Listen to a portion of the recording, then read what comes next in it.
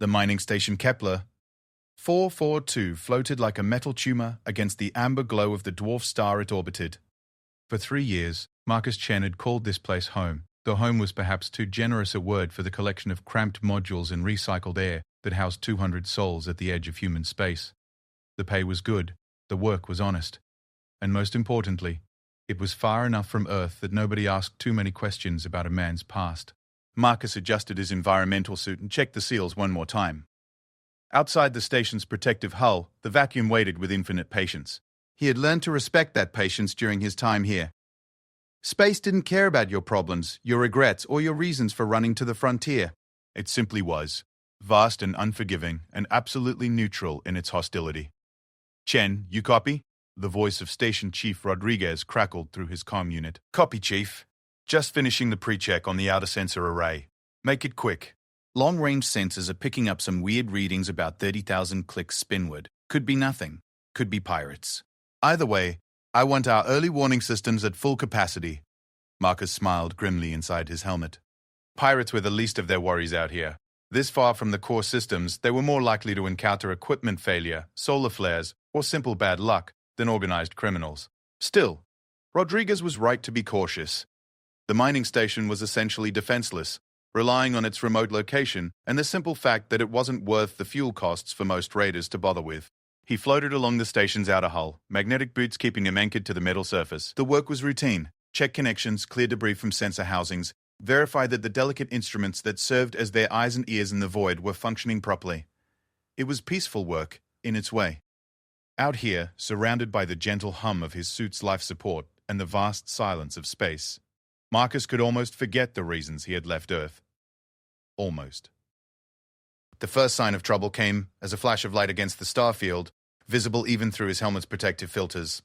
Marcus paused in his work, watching as what he had initially taken for a solar flare resolved into something else entirely. Whatever was creating that light was moving, and moving fast.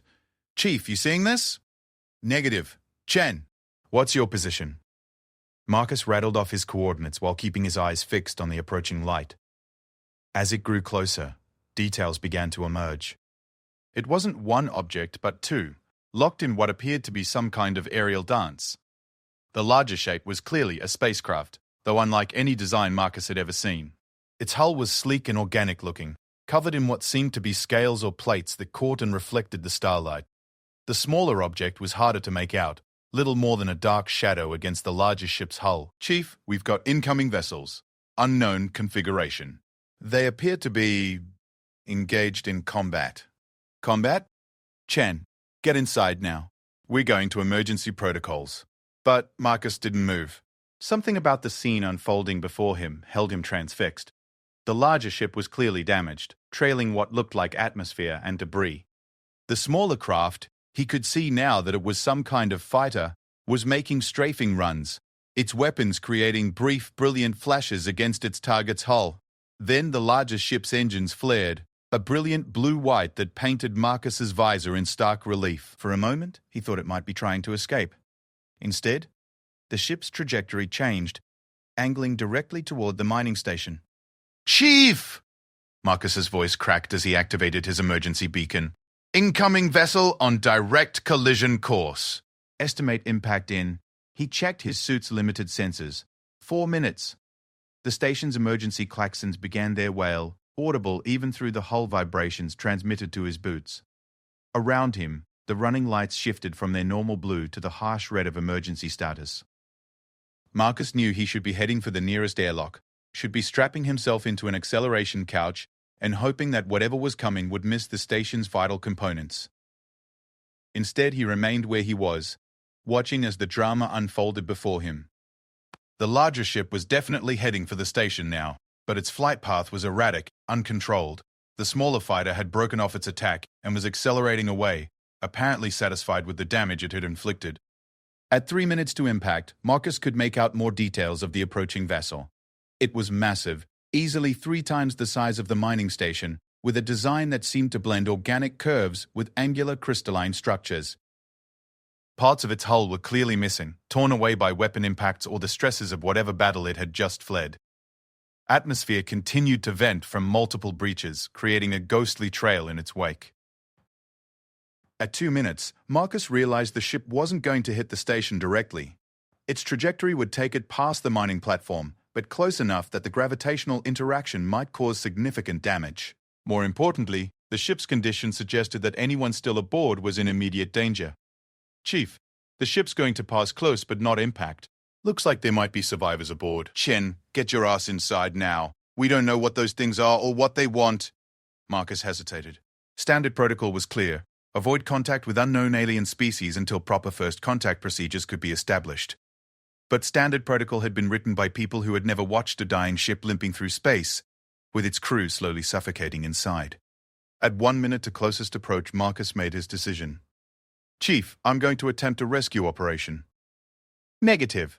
Chen, you are ordered to return to the station immediately." But Marcus was already moving, activating his suit's small maneuvering thrusters and pushing off from the station's hull.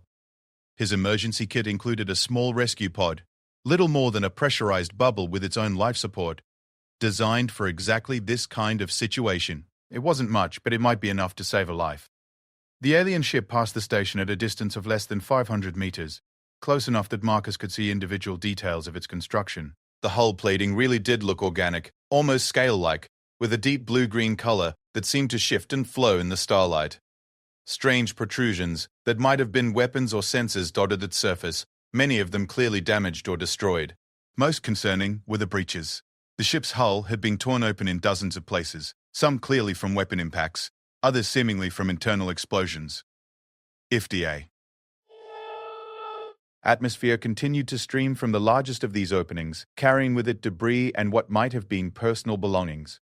Marcus aimed for the largest breach, one that seemed to lead into what might have been a cargo bay or engineering section. His suit's thrusters weren't designed for this kind of precision flying, and he nearly missed his target entirely. At the last second, he managed to catch hold of a twisted piece of hull plating and pull himself inside the dying ship. The interior was a nightmare of twisted metal and sparking electronics. Emergency lighting cast everything in a hellish red glow, while the constant rush of escaping atmosphere created a wind that tugged at his suit. Marcus activated his helmet's emergency lights and began moving deeper into the ship, following what seemed to be a main corridor. The architecture was definitely alien. The corridors were wider than a human would need, but not impossibly so, and the ceiling height suggested being somewhat taller than the average person. The walls were covered with what looked like living wood or possibly coral, though Marcus couldn't tell if this was decorative or functional. Everything had an organic feel to it, as if the ship had been grown rather than built. He found the first body in what appeared to be a cross corridor. The alien was definitely humanoid, but larger than a human, probably close to 7 feet tall if it had been standing. Its skin was a deep blue-green that matched the ship's exterior plating, and what he could see of its anatomy suggested a powerful, athletic build. It wore some kind of form-fitting armor that had been breached in several places, and dark fluid that might have been blood pooled around the body. Marcus checked his suit's sensors. No life signs. He continued deeper into the ship. The second body was in what might have been an engine room, crushed under a piece of fallen machinery. The third was in a corridor, apparently killed instantly when the hull breach had decompressed that section of the ship. Each alien he found was roughly the same size and build, all wearing similar armor, all clearly dead. Marcus was beginning to think his rescue attempt had been in vain when he heard it. A sound that somehow managed to cut through the noise of escaping atmosphere and groaning metal. It was rhythmic, almost musical, but with an underlying tone that spoke of pain and desperation. Following the sound, he found himself in what was clearly the ship's bridge. Banks of alien controls lined the walls, most of them dark or sparking fitfully. In the center of the room, partially trapped under what had once been the command console, was another of the ship's crew.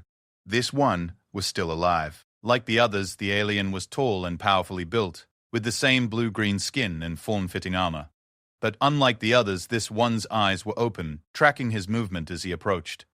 The alien tried to speak, the same musical tones Marcus had heard from outside the bridge, but weaker now, interrupted by what were clearly sounds of distress. Marcus knelt beside the trapped alien and began examining the situation. The command console was too heavy for him to lift alone, and his suit's limited tools weren't up to the task of cutting through the metal. Worse, he could see that the alien's armor had been breached in several places, and the dark fluid that served as blood was flowing freely from what appeared to be severe internal injuries. The alien's eyes followed his movements, and Marcus had the distinct impression that it understood the hopelessness of the situation as clearly as he did.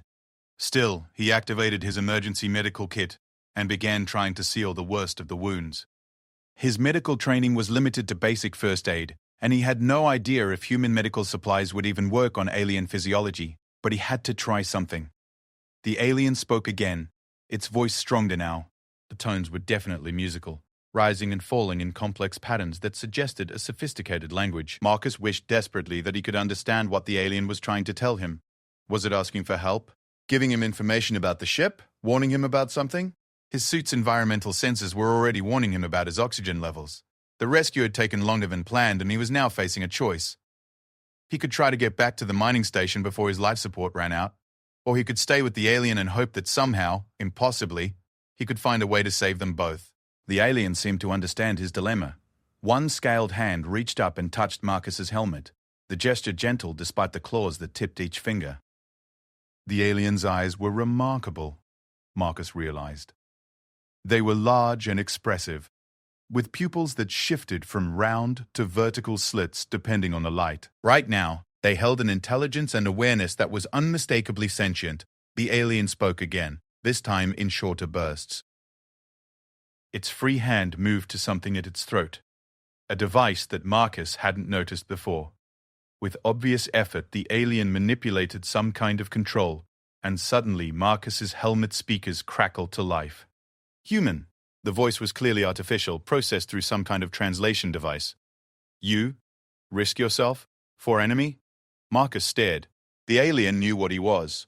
More than that, it considered him an enemy, which suggested that humanity was already known to the species. Given the apparent technology gap between the two races, that probably wasn't good news for Earth. Not enemy, Marcus said, hoping the translation device worked both ways. Just someone who needed help. The alien's eyes widened, and it made a sound that the translator didn't even attempt to convert. After a moment, it spoke again. Name is Kethani Sulfara of the 7th Fleet. I am Warrior Prime of the Battlecruiser Void's Edge. You are? Marcus Chen. I'm a maintenance engineer on the mining station you almost hit. Mining station? The alien's head turned slightly, as if trying to look toward where the station would be. We did not know. Sensors damaged. Thought was military outpost. Why would you think that? Humans are at war with the hegemony. Your ships have been raiding our supply lines for months.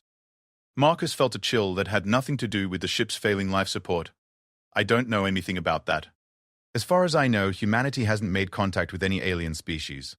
Kethani's expression was unreadable to him, but her silence spoke volumes. Finally, she said, Then, your people are not united? Some fight while others know nothing of war. That sounds about right for humanity, Marcus admitted. We're not exactly known for our coordination. Something that might have been laughter emerged from the translator. Neither are we, it seems. The ship that attacked us was hegemony, but also had human crew aboard. The implications hit Marcus like a physical blow. Somewhere out there, some faction of humanity was fighting alongside aliens against other aliens. And based on what he was seeing, they were losing badly. Kethani, he said, using her name carefully. The humans working with the hegemony, what are they like? Ruthless, she said immediately. They fight with honor, but show no mercy. They are formidable warriors. Your species adapts quickly to new forms of combat. Marcus thought about that while he continued working on her wounds. His medical supplies were running low, and nothing he had seemed to be making much difference. Kethani was dying, and they both knew it. Why did you come back for me? She asked suddenly. What do you mean? You could have returned to safety. Instead, you risked death to help an enemy. Why? Marcus paused in his work. It was a fair question, one he wasn't entirely sure he could answer. Because someone was in trouble, he said finally. It doesn't matter who you are or what your people might have done. Nobody should die alone if it can be helped. Kethani was quiet for a long time. When she spoke again, her voice was weaker, and Marcus could see that her eyes were having trouble focusing. In all my years of war, she said slowly, I have never met an enemy who would sacrifice themselves for a stranger's life. Your species is strange, Marcus Chen. We get that a lot, Marcus said, but his attempt at humor felt hollow. His suit's oxygen warning was becoming more insistent, and he could feel the first effects of carbon dioxide buildup beginning to cloud his thinking. He probably had 20 minutes left, maybe 30 if he was lucky. "You must go," Kethani said, apparently reading his situation from his movements. "Return to your people. Tell them about the war. They will need all their strangeness to survive. I'm not leaving you. Then we both die. For nothing." "No," Marcus said firmly. "We both die so that someone didn't have to face the end alone. That's not nothing." Kethani's hand found his again, and this time her grip was weaker. "What is it about your people that makes you do this?" Marcus considered the question while he monitored her vital signs with his limited medical equipment. "I don't know if it's about humans specifically," he said finally. "Maybe it's just that we've all been alone before. We know what it feels like. And we know that nobody should have to go through that if there's a choice. The humans fighting with the hegemony, they are not like you." "No," Marcus agreed. "Some of us choose differently. Some of us choose power, or revenge, or just survival. But some of us choose to stay." The ship around them groaned as structural stresses finally began to tear it apart. Marcus's suit registered several new hull breaches, and the artificial gravity failed, leaving them floating in the slowly spinning bridge. In the distance, he could hear the mining station's emergency beacon calling him home to safety and life. Instead, he adjusted his position so that Kethani could see his face through his helmet and settled in to wait. The ship's death throes created a symphony of destruction around them. Metal groaned against metal as structural supports finally gave way to the stresses they were never designed to handle. Somewhere in the distance, a secondary explosion sent shockwaves through the hull, and Marcus felt the bridge deck vibrate beneath him. His suit's radiation detector chirped a warning as the ship's damaged reactor began to leak. Through it all, Kethani watched him with those remarkable eyes. The pain was clearly immense, but she bore it with a stoicism that Marcus found both admirable and heartbreaking. Her breathing had become labored, and the dark fluid that served as her blood had begun to pool more quickly around the wreckage that trapped her. "Tell me about your world," she said suddenly, her voice barely above a whisper through the translator. "Which world?" Marcus asked, checking his oxygen levels again. 18 minutes. I've lived on several. The one that made you what you are." Marcus thought about Earth, about the blue, oceans and white clouds that he had seen for the last time 3 years ago. About the mistakes he had made and the people he had left behind. About the reasons he had come to the frontier in the first place.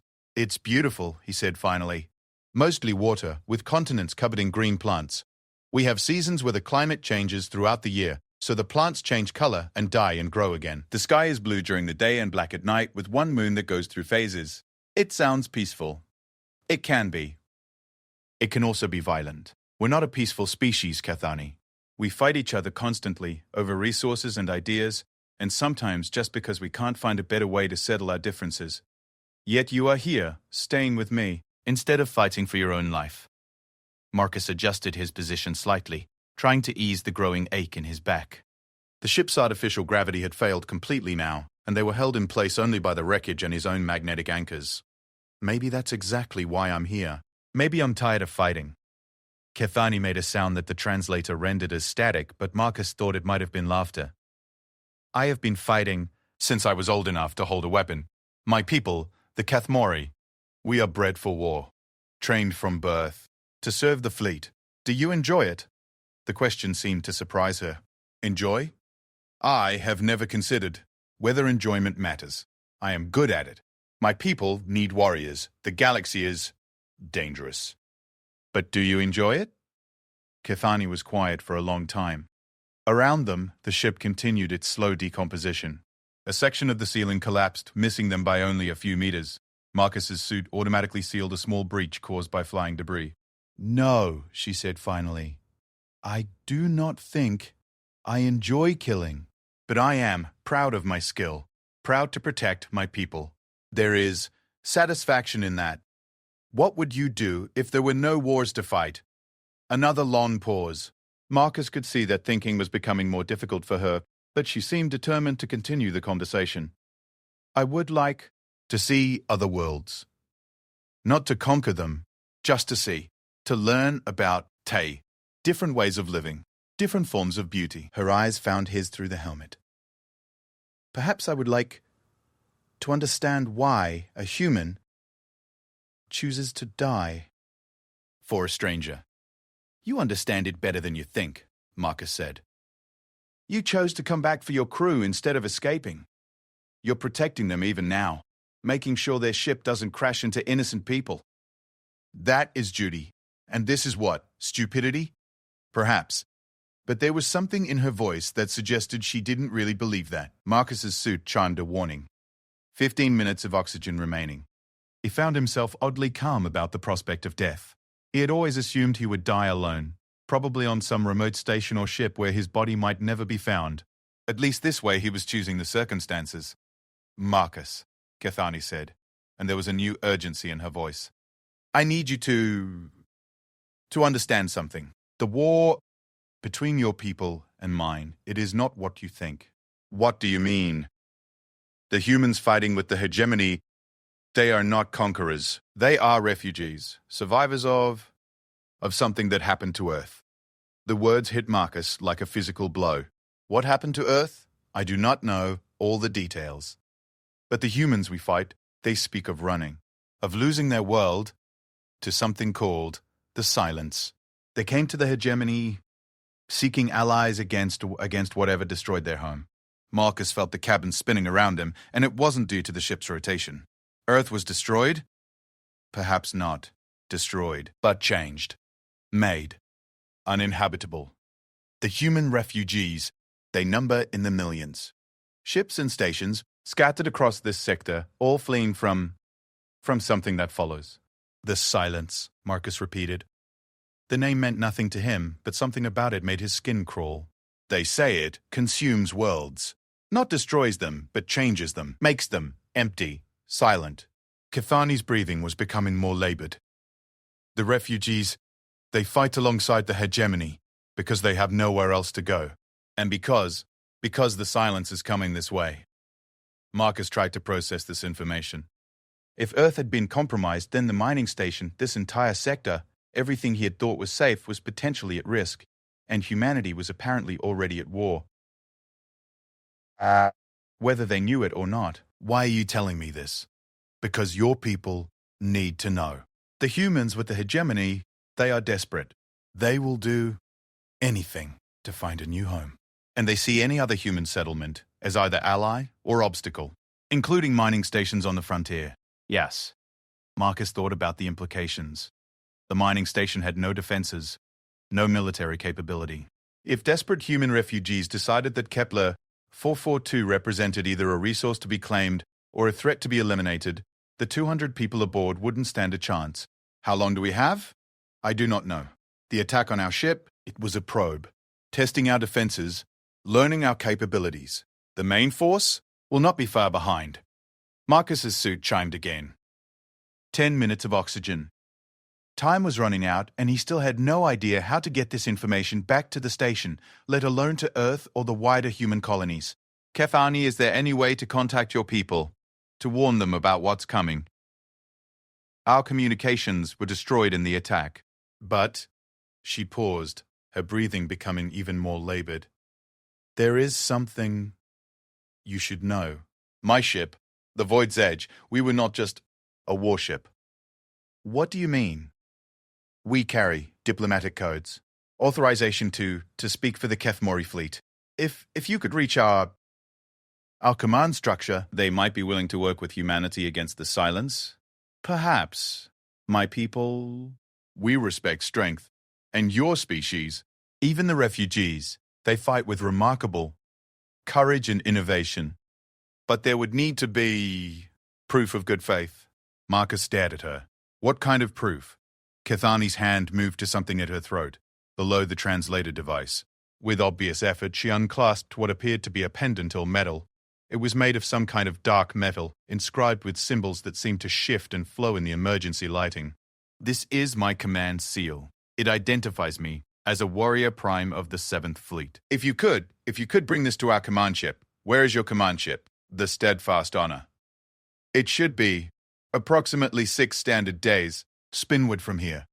But Marcus, her voice was growing weaker. You must understand, showing the seal, it is an act of war. It means you claim the right to speak for the dead. And if I claim that right, then you will be challenged to single combat by any Kathamori warrior who disputes your claim to the death. She managed what might have been a smile. It is not a human custom, I think. No, it's not. Marcus took the seal carefully, feeling its unexpected weight. But it's not about customs anymore, is it? It's about survival. Yes. Marcus's oxygen alarm became more insistent. 7 minutes. Around them, the ship's superstructure continued to collapse. He could hear the hull plating beginning to peel away from the frame, and his radiation detector was now registering dangerous levels of exposure from the failing reactor. Marcus, Kethani said, and her voice was barely audible now. There is one more thing. The silence, it is not just a weapon or an enemy. It is something else. Something that changes how reality works. The refugees, they say it, makes thoughts into physical things. Makes fears real. I don't understand. Neither do I. But the humans who have encountered it, they say it feeds on consciousness, on minds that think and dream and hope. The more aware you are, the more dangerous it becomes. Marcus felt a chill that had nothing to do with his failing life support.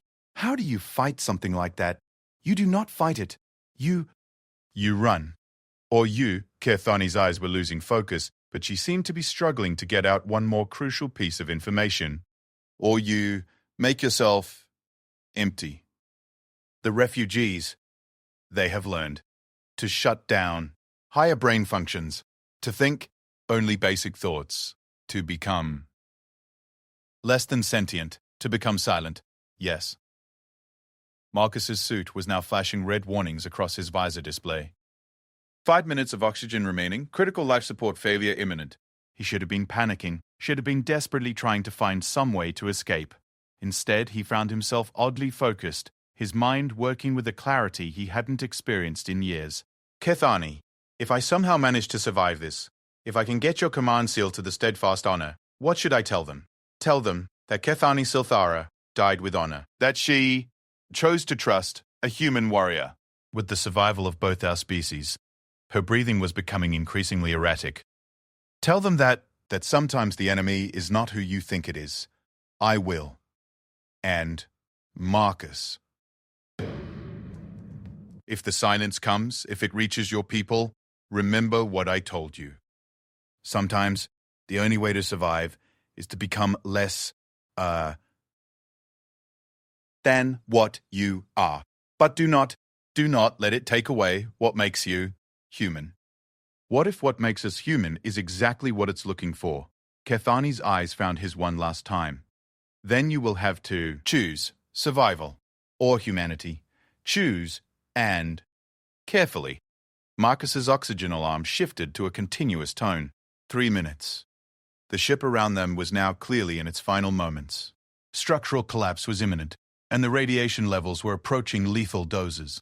Even if his air held out, the ship's destruction would kill them both. Kethani, I want you to know, this wasn't a waste. What we did here, what you told me, it might save both our peoples. I know, she said, and her voice was barely a whisper now. That is why I am not afraid. We die with purpose. Yes. Marcus, one last thing. The seal, it will only work if you can prove you stayed with me, that you chose death over abandonment.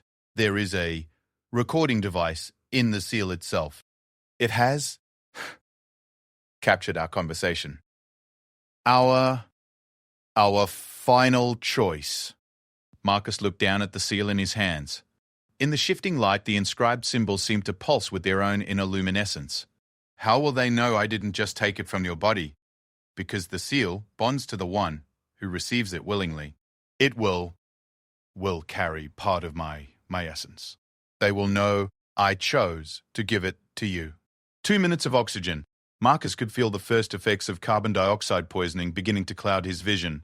Around them, the ship's emergency lighting began to fail, casting them into deeper shadow. Kethani, is there anything else you want me to tell your people? Any message for your family? Tell them that I remembered the song my mother sang to me. Tell them that I was not afraid. And tell them," her voice faded to almost nothing, "tell them that the human, Marcus Chen, died as a warrior. I'm not a warrior. You are wrong. A warrior is someone who chooses to stand between death and another. Today, you are Kethmori." The ship's bridge collapsed around them as the final structural supports gave way. Marcus felt his suit's emergency systems engage as debris cascaded down, and for a moment he thought they might be crushed before the oxygen ran out. But the wreckage settled without touching them, creating a small pocket of space where they lay. 1 minute of oxygen remaining. Marcus reached out and took Kethani's hand. Through his suit's sensors, he could feel her grip growing weaker, her life slipping away moment by moment. Her breathing had become almost inaudible, barely registering on his helmet's external microphones. "Thank you," he said simply. "Thank you," she whispered back. And then, as Marcus's oxygen finally ran out and his own breathing became labored, Kethani Silfara spoke one last time. "Remember the song." But when Marcus tried to ask what song she meant, there was only silence. Consciousness returned to Marcus in fragments, like pieces of a broken mirror reflecting disjointed images. First came the awareness of breathing deep, steady inhalations that his lungs welcomed with desperate relief. Then the sensation of warmth and weight, the feeling of lying on something soft rather than floating in the cold vacuum of space. Finally, reluctantly, his mind began to assemble these sensations into a coherent picture. He was alive. Marcus opened his eyes to find himself staring at an unfamiliar ceiling made of some kind of translucent material that seemed to pulse with its own inner light. The air around him hummed with the distinctive sound of life support systems, but the harmonics were wrong for human technology. Everything smelled different too, cleaner somehow, with an underlying scent that reminded him of ozone and growing things. "The human awakens." The voice came from somewhere to his left, speaking in accented but clear English. Marcus turned his head carefully, half expecting to find his neck broken or his body damaged from the ship's collapse. Instead, he discovered that while he was sore and exhausted, he seemed to be largely intact. The speaker was an alien, but not like Kethani. Where she had been tall and powerful, with blue-green scaled skin, this being was smaller and more delicate. Its skin was a pale silver color that seemed to shimmer in the room's strange lighting, and its large, dark eyes held an intelligence that was both alien and somehow familiar. It wore robes of some kind of flowing material that changed color as it moved. "Where am I?" Marcus asked, his voice hoarse. "You are aboard the medical vessel, Gentle Current," the alien replied. "I am Healer Sindala. You have been unconscious for 2 of your standard days." Marcus tried to sit up, but gentle but firm hands pressed him back down. "Easy, human. Your body has been through significant trauma, carbon dioxide poisoning, radiation exposure, hypothermia, and severe dehydration. You are fortunate to be alive." "Kethani," Marcus said suddenly, memory flooding back. "Is she—" "The Kethmori warrior died as you both faced the end together," Sindala said gently. "Our sensors detected the collapse of her ship just moments after we arrived. We were able to retrieve you from the wreckage, but she was already gone." Marcus closed his eyes, feeling the weight of loss settle over him like a familiar burden. He had known she was dying, had watched the life leave her eyes, but some part of him had hoped that the medical technology of an advanced alien race might have been able to save her. However, Sindala continued, "She did not die in vain. The conversation you shared with her was recorded by her command seal, and that recording has already been transmitted to the Kethmori Fleet Command. Your actions have created possibilities that did not exist before." Marcus looked down at himself and realized he was wearing some kind of medical gown instead of his environmental suit. "Where is the seal?" "Safe," another voice said from the other side of the room. This one was deeper, more commanding, and definitely human, and currently causing quite a stir among our hosts. Marcus turned to see a man approaching his bed. He was tall and lean, with prematurely grey hair and the kind of weathered features that came from years of hard living. He wore a simple jumpsuit that looked like standard civilian clothing, but something about the way he carried himself suggested military training. "Commander Sarah Webb sends her regards," the man said, extending a hand. "I'm Captain James Morrison, formerly of the UEN Defiant. Currently, I'm serving as a diplomatic liaison to the Coalition forces." Coalition forces? Morrison pulled up a chair beside Marcus's bed. That's what we're calling ourselves these days. It's a loose alliance between the Kathmori, the Veltar, he nodded towards Sindala, and about 40,000 human refugees who managed to escape before the silence took Earth. The words hit Marcus like a physical blow. Earth is really gone? Not gone, Morrison said carefully. Changed. Silent. We don't fully understand what happened, but the end result is that our homeworld is no longer suitable for human life. At least, not for the kind of human life we recognize. Marcus thought about Kethani's words, about the need to become less than sentient to survive the silence. The people who stayed. Are they dead? We don't know. The silence doesn't seem to kill in any conventional sense. It just empties things. Worlds that were once full of life become perfectly preserved but completely lifeless. No decay, no destruction, just absence. Sindala moved closer, its silver skin shifting through subtle color changes that Marcus was beginning to recognize as emotional indicators. The important thing is that you survived your encounter with the Kethmori warrior, and more importantly, that you were deemed worthy to carry her command seal. This has never happened before. What does it mean? It means, Morrison said, that you've been invited to address the Kethmori War Council. As far as we can tell, you're the first human ever to be granted that privilege without having to fight your way through single combat first. Marcus tried to process this information. 2 days ago, he had been a simple maintenance engineer on a remote mining station. Now he was apparently some kind of diplomatic representative to an alien military council. I don't understand. Why me? I'm nobody special. According to the Kethmori, what you did was unprecedented in their recorded history, Sindala said. You chose to stay with an enemy warrior rather than save yourself. You shared final breaths with someone you had never met, whose people you knew nothing about, simply because she was dying alone. That doesn't make me special, that just makes me human. Exactly, Morrison said with a grim smile. And that's why the Kethmori want to talk to us. They've been fighting alongside human refugees for months now, but they've never understood what drives us. Your conversation with Kethani gave them their first real insight into human nature. Marcus thought about the recording in the command seal, about the intimate conversation he and Kethani had shared as death approached them both. The idea that it was being studied and analyzed by alien military leaders made him uncomfortable, but he could see the necessity. What do they want to know? Everything, Sindala answered. Your species is an enigma to them. The human refugees fight with desperate courage, but they also commit acts of ruthless pragmatism that shock even veteran Kethmori warriors. They cannot understand how the same species that produces such compassion can also be capable of such cold calculation. Because we're terrified, Marcus said simply. The refugees have lost everything.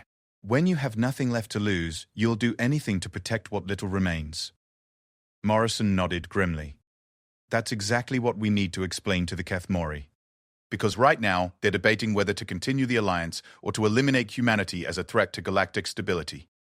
The implications of that statement sent a chill down Marcus's spine. They're considering genocide?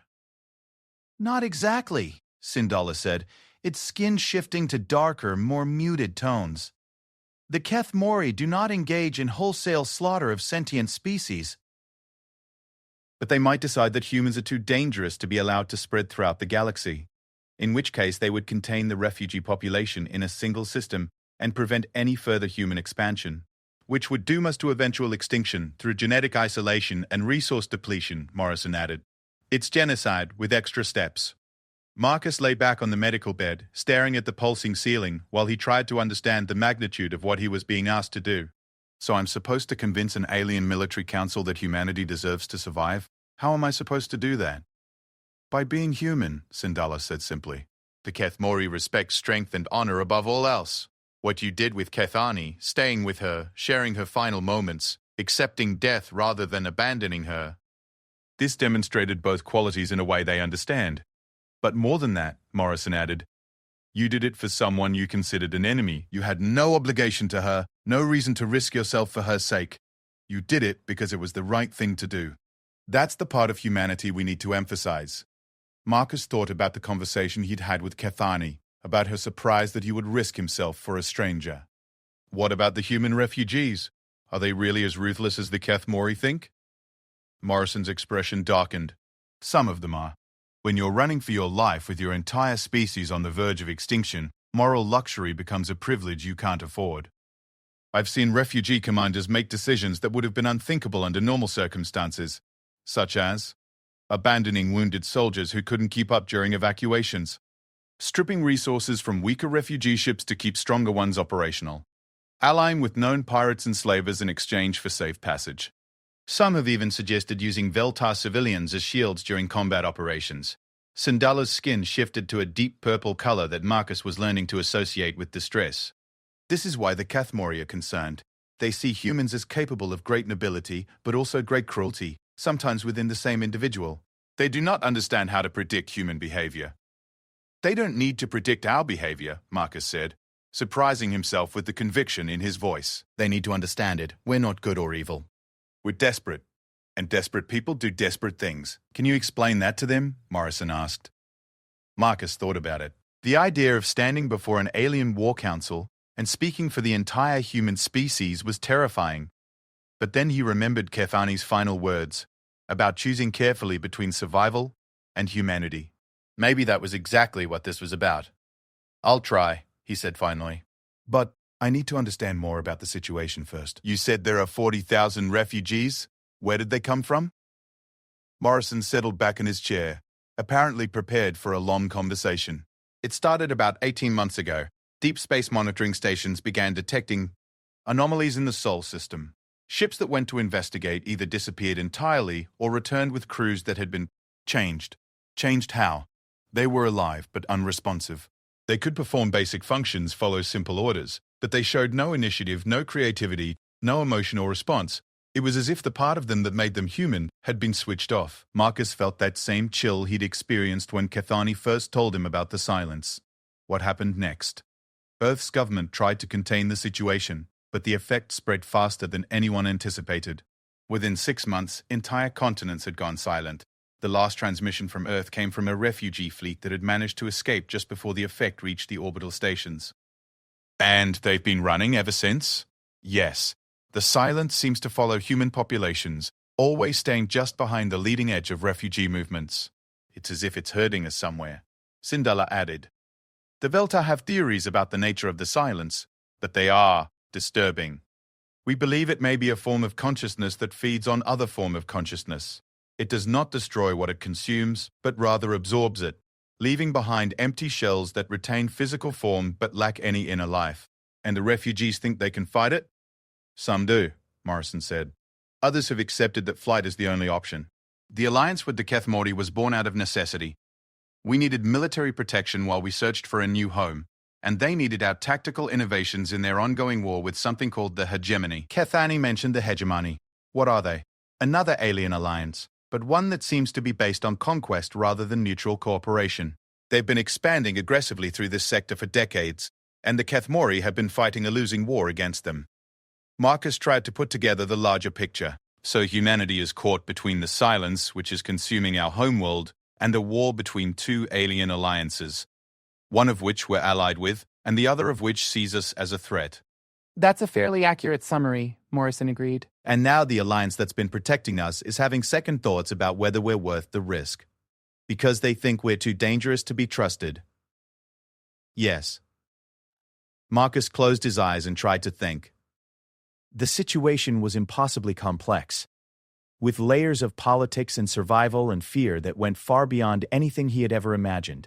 But at its core, it came down to the same choice that had faced him in Kethani's dying ship, whether to stay or run, whether to help or abandon, whether to be human or to be safe. When do I address the War Council? Tomorrow, Sindala said. The steadfast honor will arrive within the next few hours, and War Commander Thekvara has requested an immediate audience. What should I tell them? Morrison stood up and walked to the room's single viewport. Outside, Marcus could see the stars wheeling slowly as the medical ship rotated. Tell them the truth. Tell them that humans are capable of terrible things when we're afraid, but also capable of incredible sacrifice when it matters. Tell them that we're worth saving not because we're perfect, but because we're trying to be better. And if they don't believe me, then we'll find out just how far 40,000 desperate humans are willing to go to survive. Morrison said grimly, and the galaxy will discover why the Kethmori are so concerned about us in the first place. Marcus thought about Kethani's command seal, about the recording of their final conversation, and the weight of responsibility it represented. Tomorrow he would stand before an alien war council and argue for the survival of his species. He had no training for such a task, no special knowledge or expertise that qualified him for such a crucial role. All he had was the memory of a dying warrior who had chosen to trust him with her people's most sacred honor, and the hope that sometimes being human was enough. Outside the viewport, a massive ship began to resolve out of the darkness between the stars. Even at this distance, Marcus could see that it was a warship, bristling with weapons and armor plating. The steadfast honor had arrived. It was time to find out if humanity's greatest weakness might also be its salvation. The transport shuttle that carried Marcus to the steadfast honor was unlike any vehicle he had ever seen. Rather than the utilitarian metal boxes that humans used for interplanetary travel, the Kethmori craft seemed to have been grown rather than built. Its hull was composed of the same scale-like plating as Cathani's ship, but these scales were a deep crimson color that shifted to gold at their edges.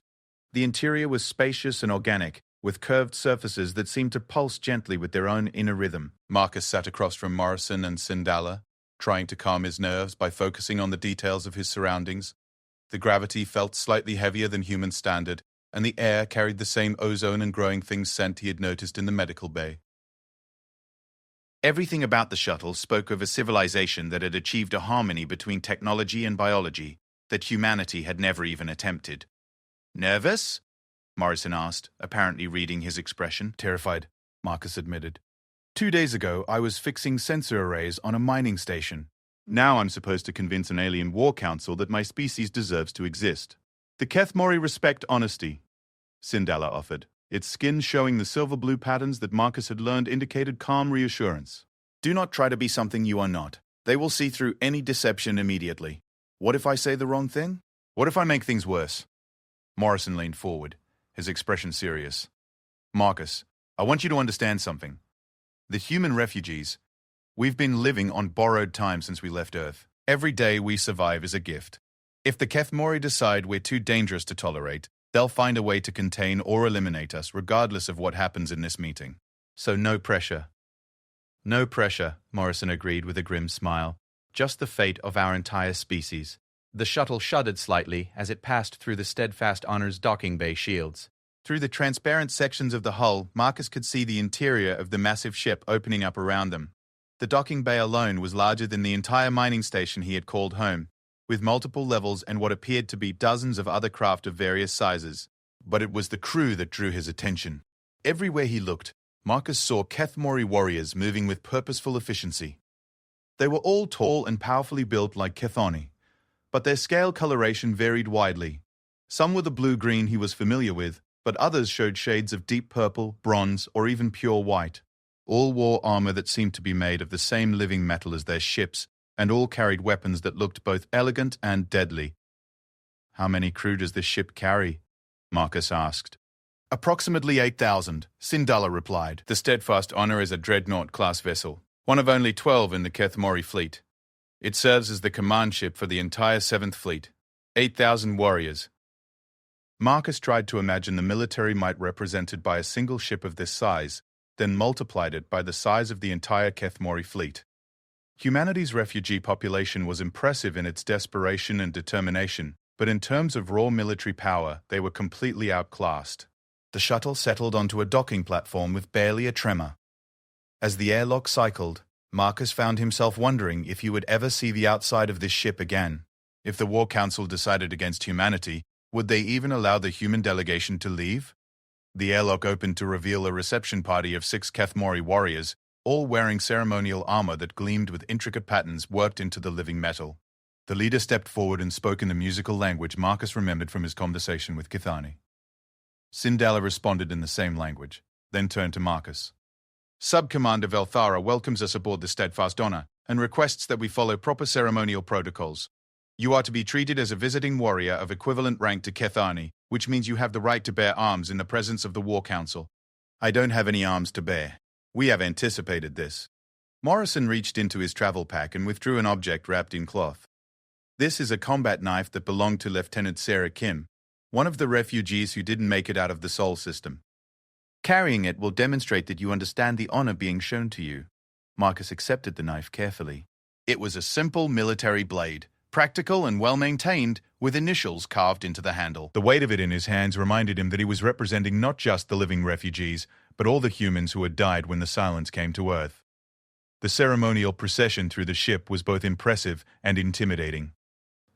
The corridors of the Steadfast Honor were wide enough for 20 people to walk abreast, with ceilings that soared 30 feet overhead. The walls were covered with murals that seemed to move and shift as Marcus watched, depicting what were clearly scenes from Kethmori history. He saw great battles fought among the stars, worlds being colonized, and ceremonies that suggested a culture far older and more complex than anything humanity had achieved. But it was the warriors themselves that truly impressed him. Every Kethmori they passed stopped what they were doing and offered some form of respectful acknowledgement. Marcus realized that word of his actions with Kethani had spread throughout the ship, and that he was being treated with a level of respect that was probably unprecedented for any human. The War Council chamber was vast, with a domed ceiling that displayed real-time images of the surrounding starfield. Arranged in a circle around the chamber's center were raised platforms, each occupied by a Kethmori warrior wearing armor that was even more elaborate than what Marcus had seen so far. At the head of the circle, on a platform slightly elevated above the others, sat a figure that could only be War Commander Thikvara. The War Commander was ancient, that much was immediately obvious. Their scales had faded to a pale silver white, and intricate scars covered every visible inch of their body. But their eyes were sharp and intelligent, and when they spoke, their voice carried the absolute authority of someone who had commanded respect for centuries. Sindala provided translation as the War Commander addressed the assembled council. War Commander Thikvara acknowledges the presence of the human who carries the command seal of Kethani Silthara. They ask if you are prepared to speak for your people in the matter of their continued existence. Marcus stepped forward into the center of the circle, feeling the weight of dozens of alien gazes upon him. I am. War Commander Thikvara notes that you are not a military leader, a diplomat, or a politician. They ask by what authority you claim to speak for humanity. Marcus thought about the question carefully. It was true that he had no official position, no credentials that would qualify him as humanity's representative. But as he looked around at the assembled War Council, he realized that perhaps that was exactly why he was the right person for this task. I speak for humanity not because I command them, but because I am them, he said finally. I am not a leader or a hero. I am a maintenance engineer from a mining station who made a choice to stay with a dying warrior rather than save himself. If you want to understand what humans are capable of, then I am as good an example as any. The War Commander's eyes narrowed and they spoke again. Sindala translated. They say that your actions with Kethani demonstrated honor, but that honor alone is not sufficient. They have seen human refugees commit acts of great cruelty in the name of survival. They ask how the same species that produces such compassion can also be capable of such ruthlessness. Marcus had been expecting this question, but that didn't make it any easier to answer. He thought about the conversations he'd had with Morrison, about the desperate choices that the refugees had been forced to make, about the thin line between survival and humanity. Because we are afraid, he said simply.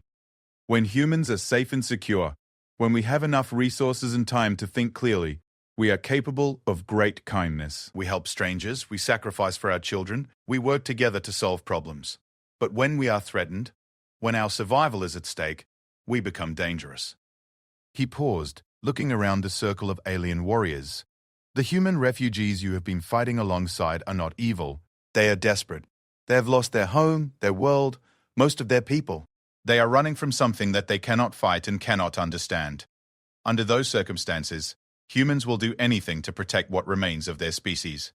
One of the other council members spoke, a warrior whose scales showed deep purple patterns. Sindala translated, Sub-Commander Kethvalis asks if this means that humans cannot be trusted in times of crisis. No, Marcus said firmly. It means that humans in crisis need to be understood, not judged. When someone is drowning, they will grab onto anything that floats, even if it means pulling someone else under. But if you throw them a rope, they will take it gratefully and help others reach safety. The War Commander leaned forward, apparently intrigued by this analogy. They spoke again, and Sindala translated, They ask what rope humanity needs. Marcus felt a surge of hope. This was the opening he had been hoping for, the chance to move beyond justification and into practical solutions. Hope, he said. The refugees need to believe that they have a future beyond simply running from the silence. They need to know that there is somewhere they can go, somewhere they can rebuild their civilization without being a threat to others. And, in exchange? Sindala translated for another council member. In exchange, humanity offers everything we have learned about adaptation, innovation, and survival. You have been fighting the hegemony for decades, but you have been fighting them in the same way, with the same tactics and strategies. Humans excel at finding new solutions to old problems. We think differently than you do, and that difference could be exactly what you need to finally win this war. The council chamber fell silent as the assembled warriors considered his words.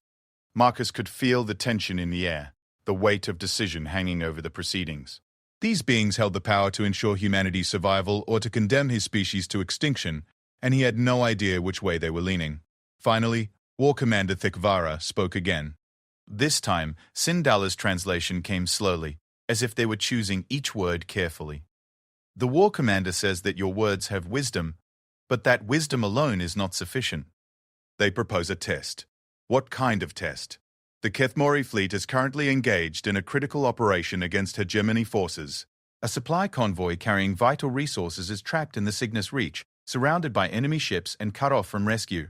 Previous attempts to break the siege have failed with heavy casualties. Marcus felt a chill of premonition. You want human forces to attempt the rescue. Not human forces, Sindala translated. You, the war commander, proposes that you accompany a rescue mission as a tactical advisor to demonstrate the innovation that humans can bring to Kethmori military operations. If the mission succeeds, it will prove that humanity's strategic value outweighs the risks of alliance.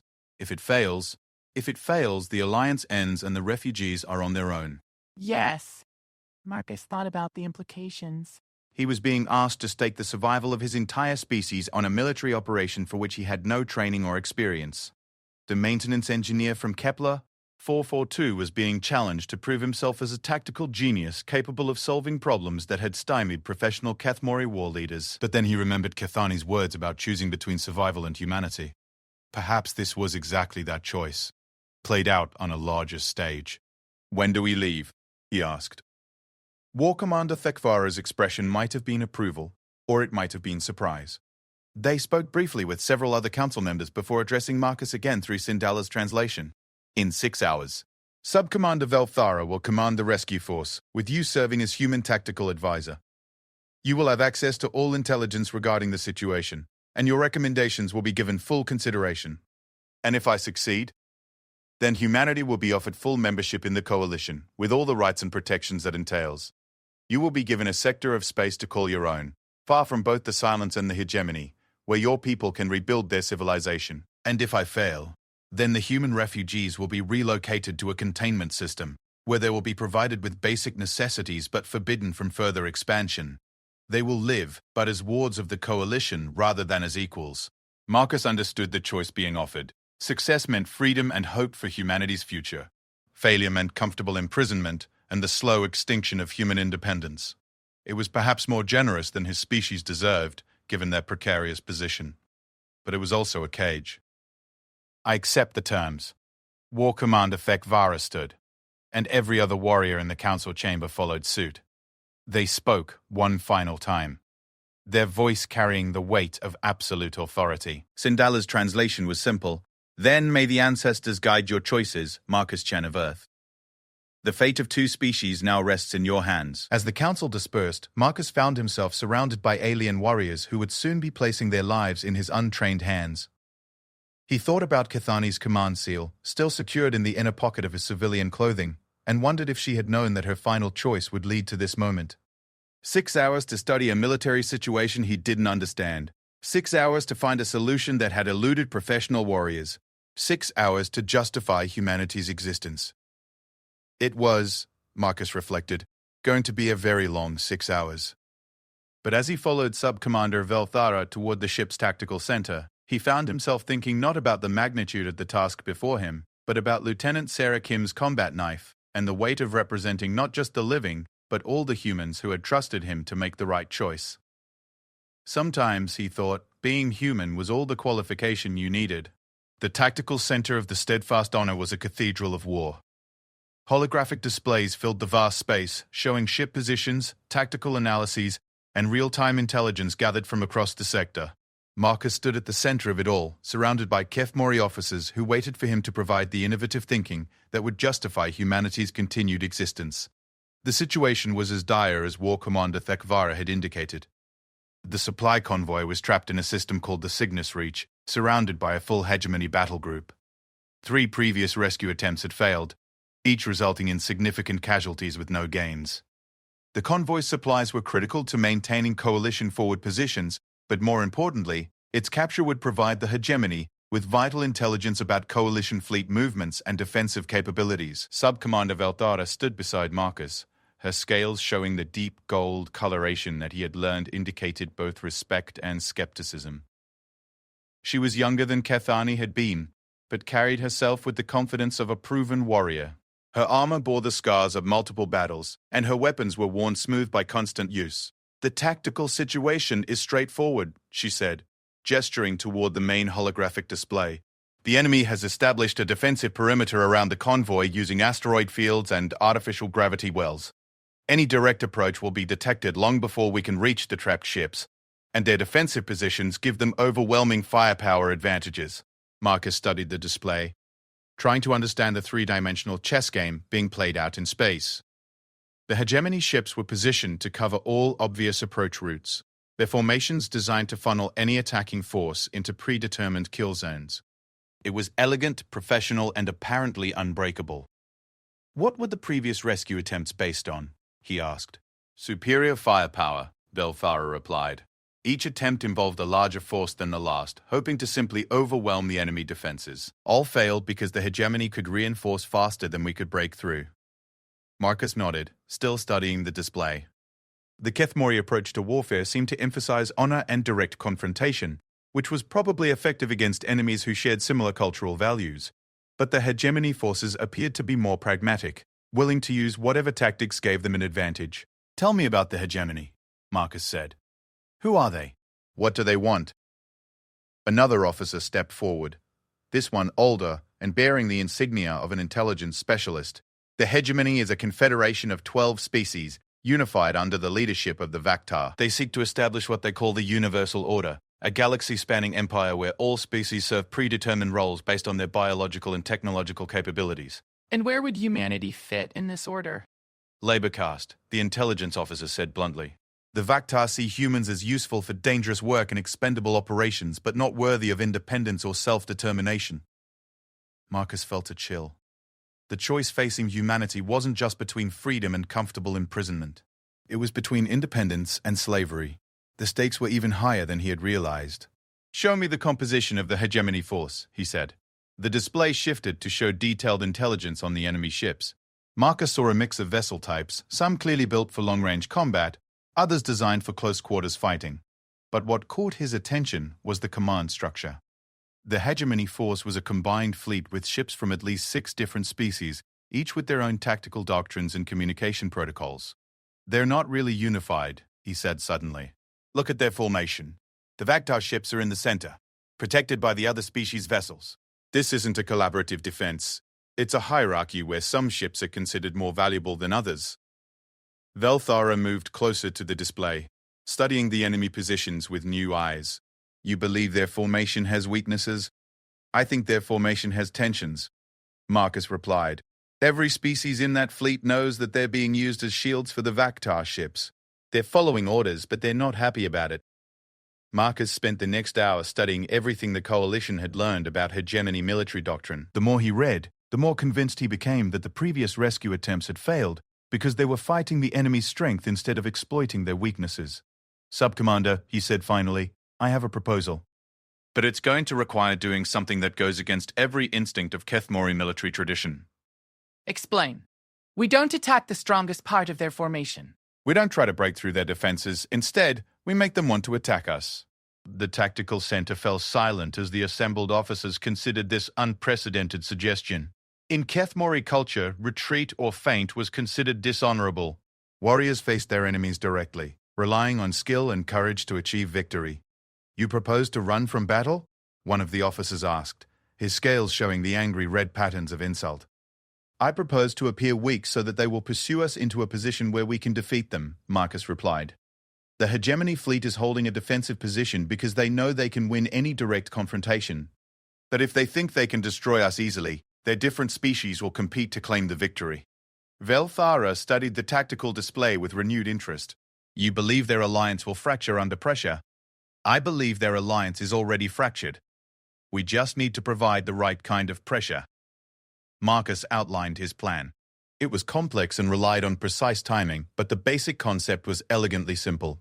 A small coalition force would enter the system and appear to attempt another direct assault on the convoy. When the hegemony forces moved to intercept them, the coalition ships would retreat toward a predetermined position where the rest of the rescue fleet was waiting in ambush. The key is making our retreat look genuine, Marcus explained. We need to take real damage, lose some ships, make it convincing. The hegemony has to believe they're pursuing a broken enemy, not walking into a trap. You ask us to sacrifice warriors, Velthara said slowly, to use their deaths as deception. I ask you to risk warriors, Marcus corrected. The ships that serve as bait will be in real danger, but if the plan works, we'll save the entire convoy and deal a significant blow to hegemony forces. If it fails, he shrugged, we lose a few ships instead of the entire rescue fleet. The debate that followed was intense. Kethmori military doctrine had been refined over centuries of honorable combat, and Marcus was asking them to abandon those traditions in favor of a strategy that relied on deception and apparent cowardice. Some officers argued that victory achieved through such means would be hollow, while others pointed out that defeat achieved through honor would be final. In the end, it was Velthara who made the decision. The human tactical advisor has been granted authority by the War Council, she announced. We will attempt his strategy. The next 4 hours were a frenzy of preparation. Ships had to be repositioned, communication protocols established, and contingency plans developed for every possible complication. Marcus found himself at the center of it all, consulted on details he had never imagined would be relevant to military operations. But as the rescue fleet approached the Cygnus Reach, Marcus felt the weight of responsibility settling over him like a physical burden. Hundreds of Kethmori warriors were about to risk their lives based on a plan developed by a human maintenance engineer with no military training. If he was wrong, if his understanding of hegemony psychology was flawed, then he would be responsible for